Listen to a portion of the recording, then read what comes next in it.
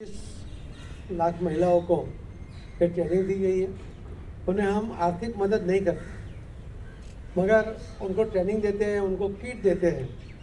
जो महिला एक यूनिट बनाकर अपने गांव के बच्चों को, अपने गांव वालों को सबको शुद्ध पानी मिले, उसकी वो चिंता करते हैं, उसका रख रखाव वो करते हैं। मैंने आपको कहा कि जो पानी की समस्या ऐसी होती है कि पानी अगर नहीं आएगा तो सबसे बड़ा प्रॉब्लम सबके मन में एक बार उद्वेग आ जाता है। और कई बार प्रॉब्लम बहुत छोटा होता है, कोई पाइप फट जाएगा या इलेक्ट्रिक का प्रॉब्लम होगा। इसीलिए एक जल मित्र की योजना हमने बनाई है, कम से कम एक या ज़्यादा से ज़्यादा 2 ये जल मित्र हर गांव में हम उसको ट्रेनिंग दे रहे हैं।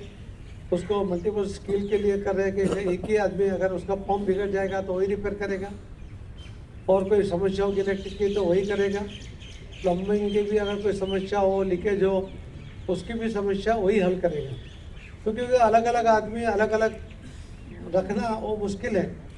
और इसके लिए अगर 2-3 गांव का यूनिट बनाते हैं तो उसका जो आर्थिक उपार्जन का प्रॉब्लम है, जो ग्राम पंचायत में जो पैसा मिलता है उसमें से वो हर गांव में 2-3 हज़ार रुपया उसको मिल जाएगा, तो गांव में वो रह जाएगा, अपनी खेती भी कर पाएगा। अपने गांव में रहने से, अपने घर में रहने से उसको किराया भी देना नहीं पड़ेगा, अपने माँ बाप के साथ रहेगा। एक संयुक्त फैमिली में एक ही चूल्हा होगा तो खर्चा भी कम होगा।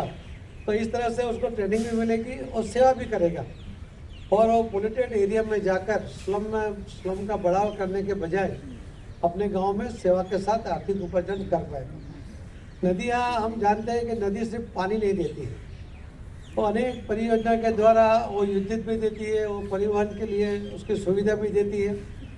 हम उस सभी नदी से उपलब्ध सभी उसको कोशिश करें, जैसे मच्छी के लिए भी जो मच्छीमार भाई बहन हैं उसमें से मच्छी भी निकाल लेते हैं, हम उसको बढ़ावा देने की कोशिश करते हैं। आर्थिक उपार्जन उसमें से हो, लोगों को परिवर्तन में बहुत अगर लंबा होके जाना पड़ता है, लंबा डिस्टेंस तय करना पड़ता है, उसके बजाय वो सीधा नदी से परिवहन की योजना हो जाएगा तो सीधा वो जा पाएंगे।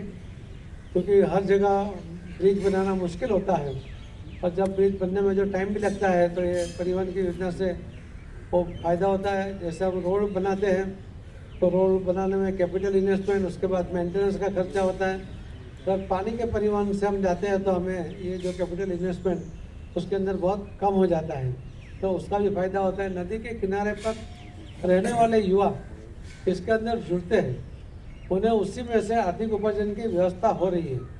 और हमारे मंत्रालय के द्वारा भी उन्हें हर जगह पर उनको जोड़ने की कोशिश कर रहे हैं। हम हर गांव में गंगा कमेटी भी बनाते हैं, उसके अंदर वो जो गंगा कमेटी के मेंबर जो युवा है अपना सजेशन भी देते हैं, अपने नदी को क्लीन रखने के लिए भी वो काम भी करते हैं। तो इस तरह से युवाओं की ताकत का उपयोग इसमें हो और साथ में उसका आर्थिक उपार्जन भी हो। इसके लिए हमारे मंत्रालय द्वारा जल जीवन मिशन में होगा, स्वच्छता में होगा, नमामि गंगे में होगा, उसी के अंदर हम काम करते हैं। धन्यवाद। सर वो दूसरा सवाल